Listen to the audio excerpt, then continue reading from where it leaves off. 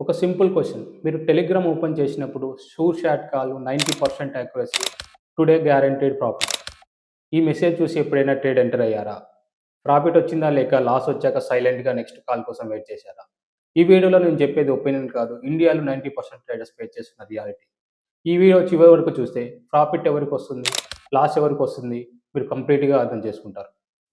ఇండియాలో లక్షల మంది traders Telegram, WhatsApp trading calls follow అవుతున్నారు. Simple reason. మార్కెట్ అనేది కన్‌ఫ్యూజింగ్‌గా ఉంటుంది. వాళ్ళు ఆల్రెడీ లాసెస్ ఫేస్ చేసి ఉంటారు. డెసిషన్ తీసుకోవడంలో భయం ఉంటుంది.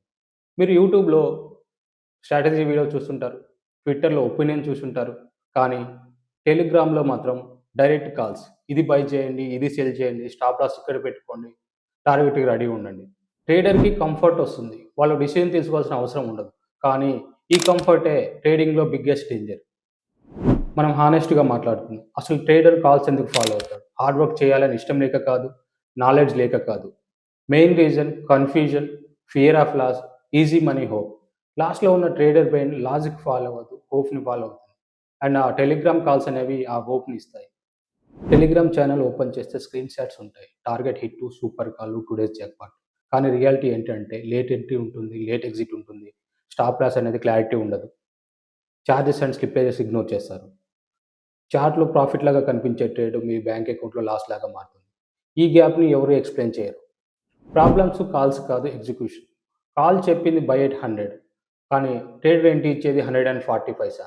టార్గెట్ చెప్పేది 101 రూపీస్ కానీ ట్రేడర్ అగ్రీ అయ్యేది 170 పైసా.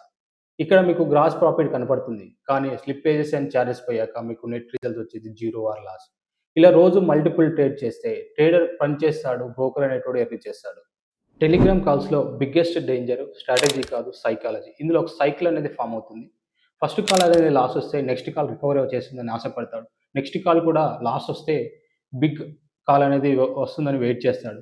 నెక్స్ట్ ప్రాఫిట్ వస్తే కాన్ఫిడెన్స్ అనేది స్పైక్ అవుతుంది. ట్రేడర్ సెల్ఫ్ థింకింగ్ అనేది కోల్పోతాడు. డిసిప్లిన్ అనేది లాస్ అవుతుంది. మార్కెట్‌లో సర్వైవ్ అవ్వాలంటే డెసిషన్ మేకింగ్ పవర్ ఉండాలి. డిసిప్లిన్ లేకపోతే లాసెస్ అనేవి తప్పనిసరిగా మీరు చూస్తారు.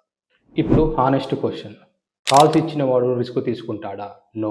వాడి యొక్క ఇన్‌కమ్ సోర్సెస్ ఎలా ఉంటాయంటే మీరిచ్చే సబ్స్క్రిప్షన్ ఫీస్ గాని, బ్రోకరేజ్ రిఫరల్స్ గాని, మార్కెటింగ్ స్క్రీన్ షాట్ గాని. వాడు రిస్క్ తీసుకోకపోయినా కానీ ఇన్‌కమ్ అనేది కంటిన్యూ‌గా ఫ్లో అవుతా ఉంటుంది.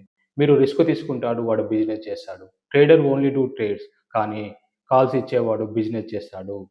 సెబీ క్లియర్‌గా చెప్పింది. Guaranteed income impossible. Unregistered tips illegal. కానీ ట్రేడర్ ఎందుకు వీటిని ఇగ్నోర్ చేస్తాడు? లాస్ట్‌లో ఉన్న మైండ్ లాజిక్ ఫాలో అవ్వదు. హోప్‌ని ఫాలో అవుతుంది. టెలిగ్రామ్ కాల్స్ ఆ హోప్‌ని ఇస్తాయి. సక్సెస్‌ఫుల్ ట్రేడర్ చేసేది ఇది. ఓన్‌గా అనలైజ్ చేస్తారు. 1 ఆర్ 2 సెటప్స్ ఫాలో అవుతారు. రిస్క్ అనేది కాలిక్యులేటివ్‌గా ఉంటుంది. లో ఫ్రీక్వెన్సీ ఆఫ్ ట్రేడ్ చేస్తారు. కాల్స్ ఫాలో అయ్యే బదులు స్కిల్ బిల్డ్ చేస్తారు. ప్రాఫిట్స్ అనేవి స్లోగా ఉన్నా కన్సిస్టెంట్‌గా ఉంటాయి. టెలిగ్రామ్ కాల్స్ ప్రాబ్లమ్ కాదు. Blind trust problem. మార్కెట్‌లో ఈజీ మనీ ఉండదు. షార్ట్ కట్స్ ఉండవు. ఒక లైన్ గుర్తుపెట్టుకోండి. If someone is selling certainty you are the product. ఈ వీడియో మీకు నచ్చినట్టయితే please like, share and subscribe. Please do watch.